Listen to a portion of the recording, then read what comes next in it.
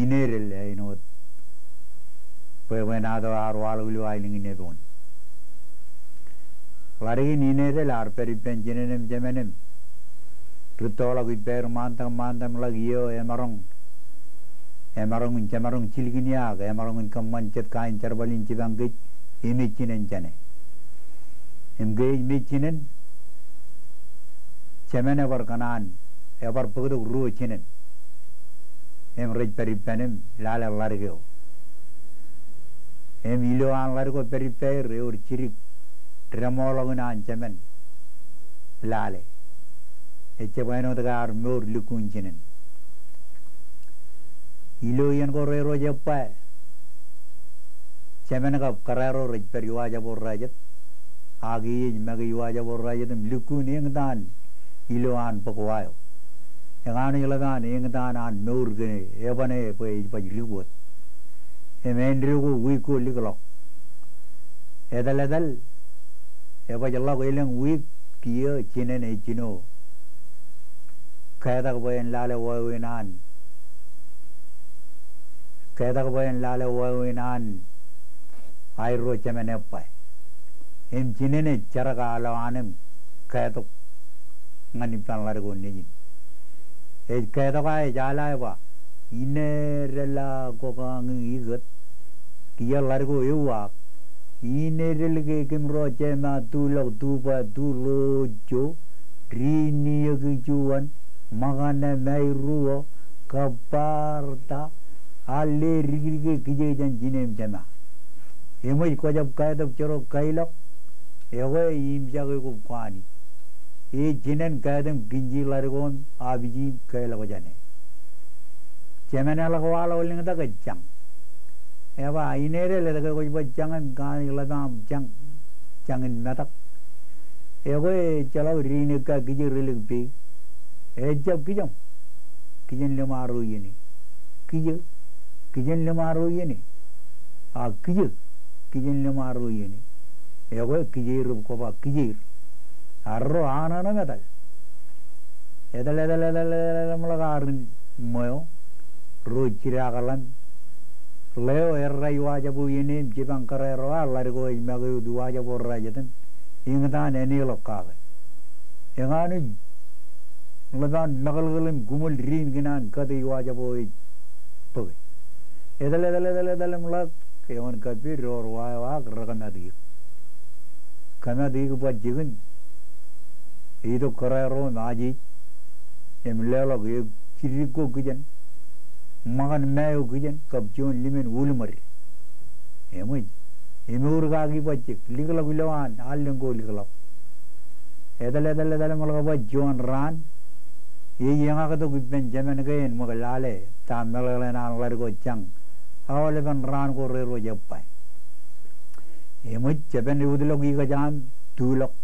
ko mujai wal gu re tamen kejar yumun patake ejawat lalewada leo ikatak timono jinan largo inerela kokang igat largo ni wagalok inerelege kimro jema tulok tuba tulojo rini gijuan magana mairuo kaparta ewe allegri kuje jan jinem jana ako jab kaya tab choro kailak ewe imja ko boy kiyo timon ko ewe kailak tak jinenem ginji largo abiji kailak kailak allo dugla ko lam ka bana je pam bugiling tak uyo ane mulag tak largo ni ne chang ewa u inere le ko par chang Drinega kijen lemaru yeni rilik pi. Ejab kijir. Kijam. Ego kijir.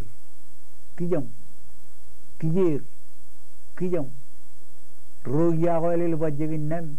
Largo ba ego kijib ko ba kijib. A kia largo yor jon lamanak.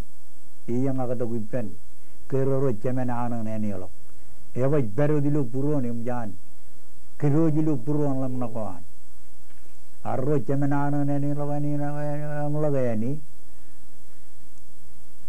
kia erraim cipang cemen erra na imedum cipang largo nigin alimaro roi magi waja borraja rang pagani logwa medale dalam logani rore a kia karero ro uno iri gipandron ale edegi lenli yugutam cipang largo nigin kia ejago gin cipang kicro agiye ilulur jaga kamat ilulur jaga an kamat Rojo idam kamat irojo idam kamat pachikin edale mulag mujinan kamat idam ajijin kamman kijan largo nijin elelok ego elabtata kijan niyo elabtata limen ajib bego kijan me elabtata elelok kijan largo nijin mujaj kwalo yang largo nijin imrang tam largo nijin giye idam ajij आजी जी मन को जमना ली लो Kijan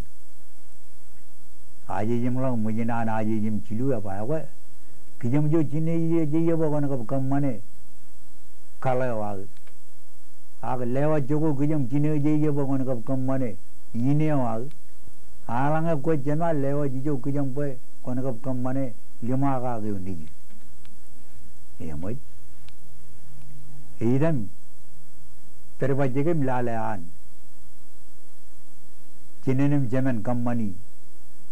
menko arbaran kammani, kammani mulai riri lok, idam lali pacikan, emmana naga lima kau nijin, bini anem, kalau anem, ajaman iri orang kiri, idam keberlok lima kau nijin, al yari nibun turok, apa lima kau niji ari yang akalok ruja lulu je niji. Edu jel yang tak jel rek lang ye jadi edu tu jel ega yar rubo na wala gurili kin bagot manga ngane e bagot makko ka ul mar go limenen bugia wa bom bugo yang jama aya bar kadar la gale wan lima ga dulo yari ni bun dulo lima ga ni ji yari yang ga dugru ja lulu je neji edu jel yang tak jel rek lang ye jadi edu tu jel ega yar ne rubgon bagadal ngane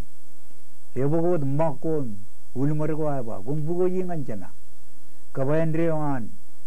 lima ga dulo yar ni bun dulo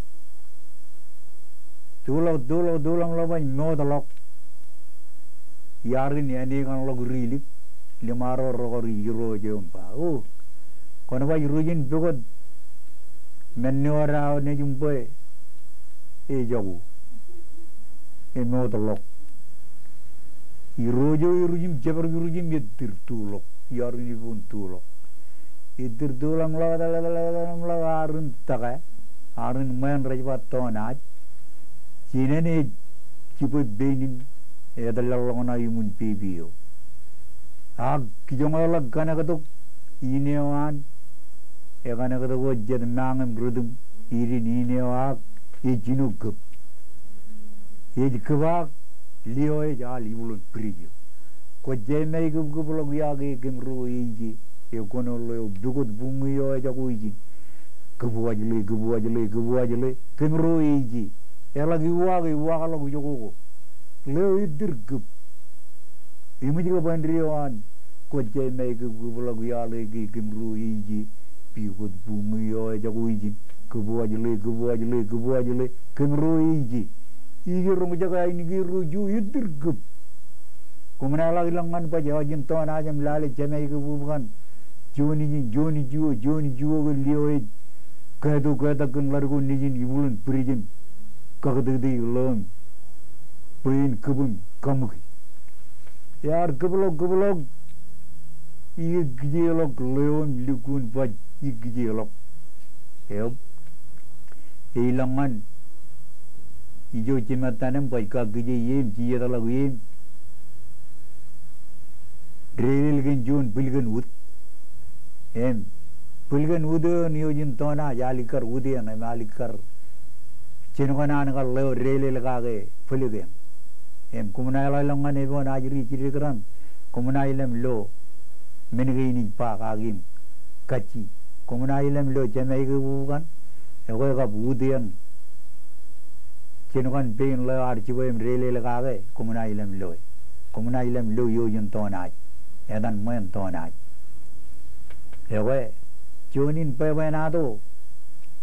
ego kari lagan kabru mui igi chen win kar an largo peri penchamen pada yu takan chemeno na pagirun puru mujo kabing taneo ke chinen ardam par largo kenege chinen kodui chonare me jawan chaptu ko chinen kenege chinen ilu kubu em yaur lawo chinen en yagoru neginim kajbaragoir eno danagar lin yebon kajbaro ka jiriyo negin em jonin chemenai ka buan chok ngan karai ru jilu pelagin alingi narwe run tilyegin lale ru nejir eno dan karai lale yo negin menga yedimon aga lali lo an maurin kanik em lali lo an maurin chidu em jonin pewenado egari kaur ngan gijilo alingi nare ewe